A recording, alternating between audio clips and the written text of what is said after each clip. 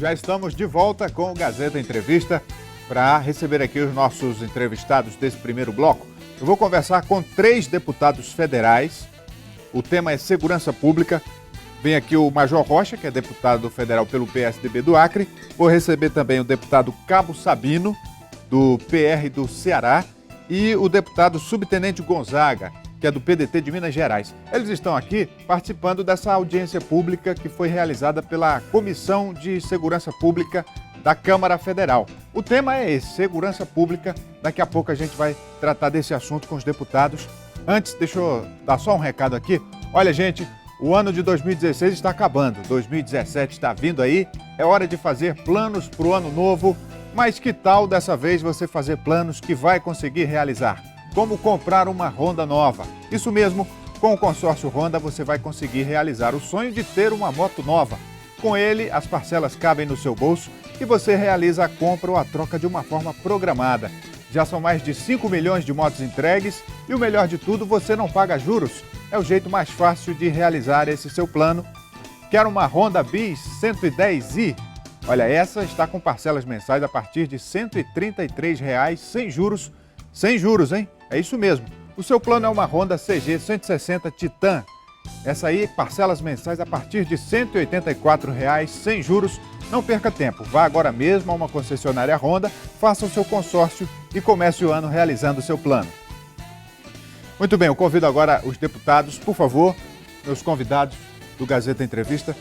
Boa noite, sejam bem-vindos. Tudo bem, deputado? Major Rocha. Boa noite. Deputado, por favor, acomodem-se.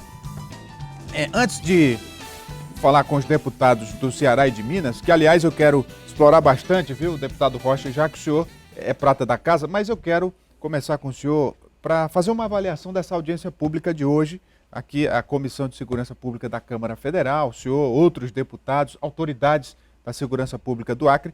Que proposta, que encaminhamento foi dado a esse tema tão debatido? Rogério, primeiro agradecer o espaço no programa. Nós estamos aí com a apresentação de 2 projetos, um de minha autoria que aumenta a pena ou que penaliza os membros das facções criminosas, e outro deputado Moisés Diniz, que também participou da audiência e que tem por objetivo criar zonas na fronteira de uma atenção especial para a segurança pública. São 2 projetos que foram apresentados, além de ouvirmos também as sugestões de autoridades do Judiciário, do Executivo, de formas de como melhorar a segurança pública, de como enfrentar essa onda de violência que nós vivemos no Acre, especialmente no Acre, mas também no Brasil inteiro. Então, acho que saímos lá, foi muito produtiva a reunião, no meu ponto de vista, ouvir a população para fazer com que a população participe da construção de uma solução para essa problemática. Então, deputados, os senhores que vêm também discutindo esse tema, eu acredito que também é pauta nos seus estados, Minas Gerais, Ceará, e sempre se coloca a responsabilidade também nos ombros do governo federal, né? E a Câmara, naturalmente, tem que fazer esse diálogo, essa interlocução. Como é que os senhores veem esse tema e a esse limite que se chegou de enfrentar de vez esse problema? Boa noite. Boa noite. Prazer, Rogério, estar com vocês aqui, estar com o povo do Acre. Segurança pública é um tema hoje que é muito mais cobrado pela população do que mesmo educação e saúde. Preocupa muito. Agora, nós estamos vivendo um momento novo na segurança pública do país, que é o crime organizado mostrando a cara e vindo às ruas confrontar o poder. O que nós tínhamos anteriormente era a prática criminosa do ato delituoso, de um furto de um celular, de um assalto a banco, algo mais voltado muitas das vezes para o cidadão comum. O crime organizado sai hoje nas ruas e confronta o próprio Estado.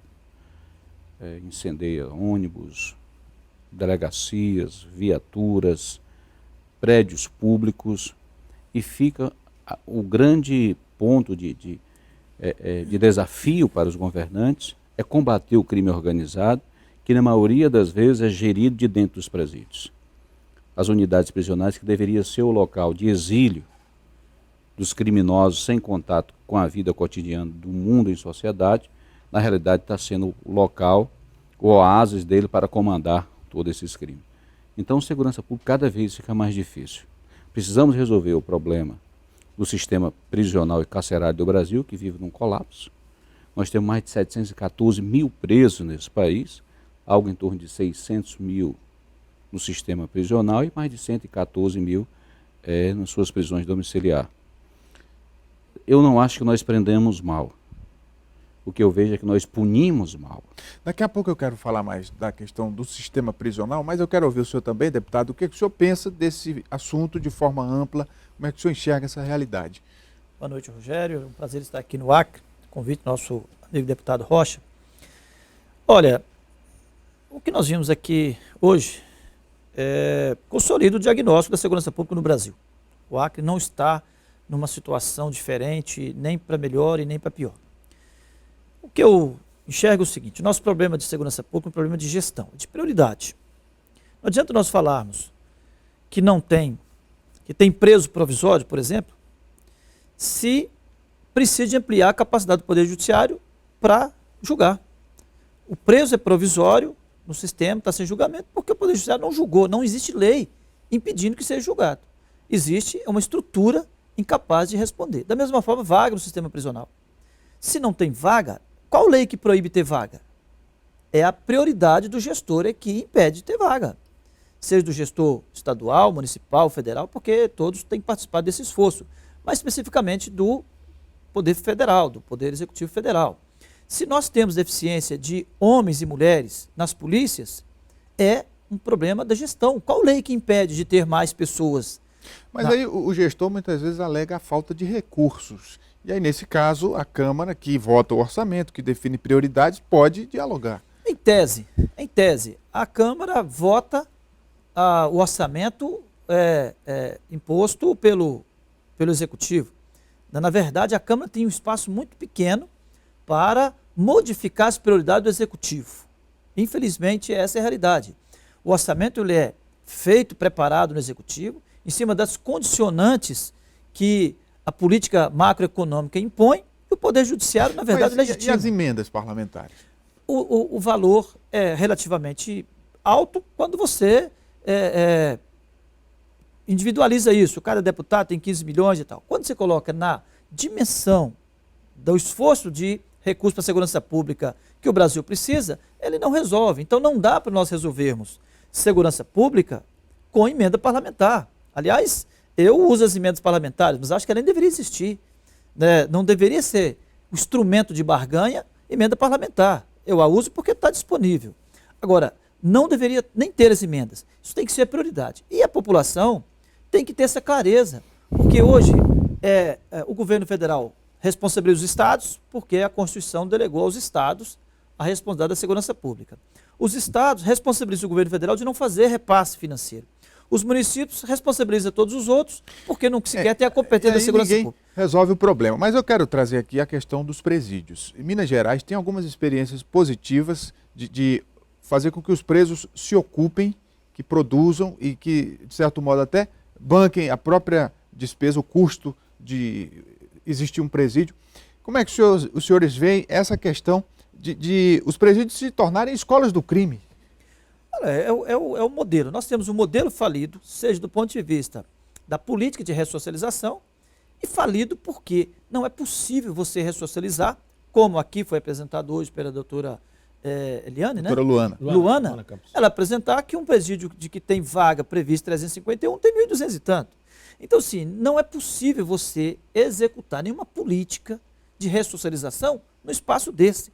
Então, se quisermos de fato que o sistema prisional cumpra o seu papel, que é de punir pelo crime praticado e ao mesmo tempo ressocializar, é preciso que haja, por isso que eu volto na questão da gestão, haja decisão política do Poder Executivo, dos gestores, para investir. Porque, assim, desculpa, só tem problema de legislação? Tem. Hoje mesmo foi apontado, tem que alterar a lei de execuções penais, e eu concordo que tem. Temos que alterar o ECA, temos que alterar uma série de legislação. Mas não é isso que está impedindo que se amplie vaga. Não é essa legislação que está impedindo que se amplie a capacidade de atenção aos menores, que também não têm onde serem atendidos na prisão. Então, legislação precisa ser alterada, mas é preciso que o Executivo, federal, estadual e especial, assuma sua responsabilidade no investimento, na gestão. Deputado Rocha, aqui o Acre e outros estados de fronteira têm essa particularidade, quer dizer, e principalmente nós, que somos vizinhos de Peru, Bolívia, dois grandes produtores de cocaína, então o tráfico de drogas é um componente a mais, o que piora tudo. E aí, obviamente que a questão da fronteira é uma questão federal. Como é que o senhor vê isso? Nós temos que cobrar também do governo federal o cuidado com as nossas fronteiras. Nós temos aí mais de 1.600 quilômetros de fronteira e nós não temos nenhum tipo de ação do governo federal, do governo estadual, de quem quer que seja, para impedir a entrada de armas, para impedir a entrada de drogas, para impedir o trânsito de criminosos, tráfico de pessoas e uma série de outros ilícitos que acontecem na nossa fronteira. Não precisa ir muito longe, não. Você lembra do caso dos haitianos? Entraram aqui milhares de haitianos, sem controle algum, sem controle sanitário, sem saber quem era, se tinha vida pregressa ou não. Aliás, não foram só haitianos, entraram pessoas de várias nacionalidades. Porque as nossas fronteiras estão abertas. E aí vem para o nosso estado. Polícia sem armamento, sem munição, sem viaturas, sem combustível, sem coletes. Então, assim, o sistema está falido. Agora, eu quero para os três, perguntar o seguinte, porque essa responsabilidade recai um pouco sobre a classe política. Fala-se no crime organizado, mas sabe-se que o crime é tão organizado que consegue colocar políticos a serviço dele. Como tem aí no Rio de Janeiro o caso dos políticos bancados pelas milícias e deputados federais que são envolvidos, que respondem, inclusive, no Supremo Tribunal Federal. E aí, nesse caso, a própria classe fica desacreditada. Quando o Estado não comparece, não cumpre seu papel, vai ter o Estado paralelo. Então, a sociedade está se sentindo representada por essas pessoas, por esses segmentos, que de certa forma lhe dá alimentação, lhe dá transporte, lhe dá segurança, obviamente exercendo um controle criminoso, mas essa é a demonstração clara da ausência do Estado. Se o Estado tivesse cumprindo o seu papel, não teria espaço para esse Estado paralelo se organizar e ocupar via processo eleitoral legítimo. Eu penso diferente. Eu acho que nós estamos vivendo 3 crises. Nós vivemos a crise política, que acredito eu que está próxima de ser resolvida, a crise financeira e a crise moral. E a crise moral ela não atinge apenas o político, ela atinge a sociedade de uma maneira geral. E tem uma crise moral como a maior das 3, quem sabe até a base de sustentação das outras 2. E essa crise moral ela vai desde alguém que está na rua, um caminhão tomba, mesmo antes do motorista sair da cabine já tem alguém querendo saquear a carga que lá está. Muitas das vezes, num ônibus vê uma carteira caindo, já não se tem mais o que se tinha no meu tempo quando nasci, que era de cidadão, sua carteira está caindo. É verdade, né? eu concordo. Então, a crise moral, ela está em todos os meios da sociedade. Então, ela não pode ser apenas colocada ao político, porque o político, ele não faz o eleitor faz o político. O político ele é fruto da vontade do eleitor. Nós não temos nenhum político por portaria. Todos os políticos são eleitos pelo voto. E o voto, ele é intransferível e delegável. Nosso tempo é curto e acabou. Obrigado, deputado, pela vinda. Obrigado, os senhores. Mais alguma informação, deputado? Vou só agradecer mais uma vez o espaço aqui, que você sempre gentilmente cede para a gente, para os nossos convidados. Agradecer também os deputados que vieram aqui, o deputado subtenente Gonzaga, o deputado Cabo Sabino, o deputado Moisés Diniz. Agradecer também o presidente da Assembleia. Sim. E o deputado Heitor Júnior, que é o presidente da Comissão de Segurança, que também acompanhou a sessão, esteve conosco lá debatendo junto com a sociedade. Muito bem. Obrigado aos senhores. Antes de ir para o intervalo, deixa eu dar um recado aqui para você aí de Cruzeiro do Sul. Olha, nesse fim de ano tem novidade boa aí para Cruzeiro do Sul. A Recol Veículos está chegando com uma concessionária Volkswagen completa. Não é ponto de venda, é loja completa, com oficina, assistência técnica, com todos os modelos atuais da linha Volkswagen no salão de vendas. É a hora de Cruzeiro do Sul ter o melhor, tradição e modernidade juntos. Recol Veículos Juruá, em dezembro, em Cruzeiro do Sul. E eu quero estar lá também para ver essa conquista lá da querida cidade de Cruzeiro do Sul. Vamos fazer um intervalo, daqui a pouco o Gazeta Entrevista volta. A gente continua falando de segurança pública, não saia daí.